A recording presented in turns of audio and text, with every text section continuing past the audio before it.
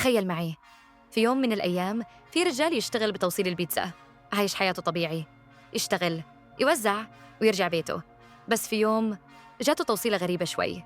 عنوان الطلب مكان فاضي فيه برج التلفزيون بس، لا بيوت ولا أحد حوله.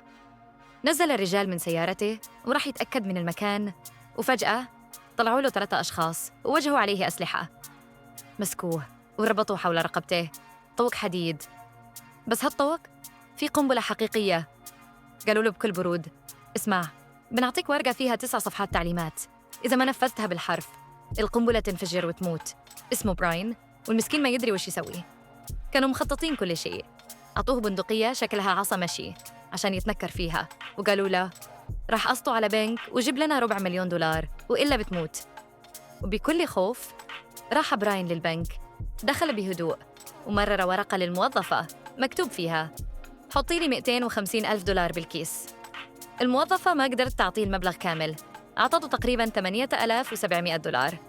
أخذها وطلع وراح مباشرة إلى ماكدونالدز. كان هذا جزء من التعليمات عشان ياخذ اللغز التالي. تخيل، لعبة رعب على أرض الواقع، كل موقع يواصله يعطيه دليل جديد، وكان لازم يتبع كل نقطة قبل لا ينفجر عليه الضوء اللي برقبه. لكنه ما كمل. الشرطة لاحقته وقبضت عليه. طلعوا القنبلة وشافوا الوضع ونادوا فرقة تفكيك القنابل. بس براين وهو مكبل كان يصرخ: أنا ضحية، لازم أكمل التعليمات، إذا ما لحقت بموت. لكن ما أحد صدقه. وكل ما يمر الوقت صوت القنبلة يصير أعلى وأقرب للانفجار، وفجأة انفجرت القنبلة وبراين مات في مكانه. القضية كانت غريبة ومرعبة لدرجة إن ال FBI دخلوا فيها. وبعد كم يوم جاهم اتصال من رجال اسمه ويليام. قال: أنا مالي دخل بالقنبلة، بس أعرف من وراء كل شيء.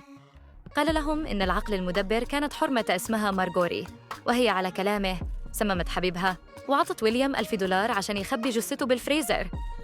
ال FBI فتشوا الفريزر وفعلاً لقوا الجثة ومسكوا مارغوري، بس هي أنكرت كل شيء وقالت: أنا بريئة. بس وافقت تاخد صفقة مقابل جريمة قتل حبيبها وانسجنت.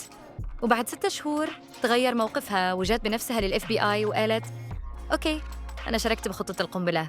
قالت إن حبيبها عرف عن الخطة وهدد يفضحها، فقررت تتخلص منه. بس الحكاية لسه ما خلصت. جاء بلاغ جديد عن شخص ثالث اسمه بارنز، وهو بالسجن أصلاً بتهمة مخدرات. لما حققوا معه قال: أنا فعلاً شاركت بخطة القنبلة، بس العقل المدبر الحقيقي هو ويليام مو مارغوري.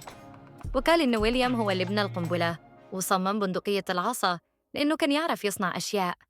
حكم على بارنز بالسجن 45 سنة، لكن بعد كم سنة غير كلامه.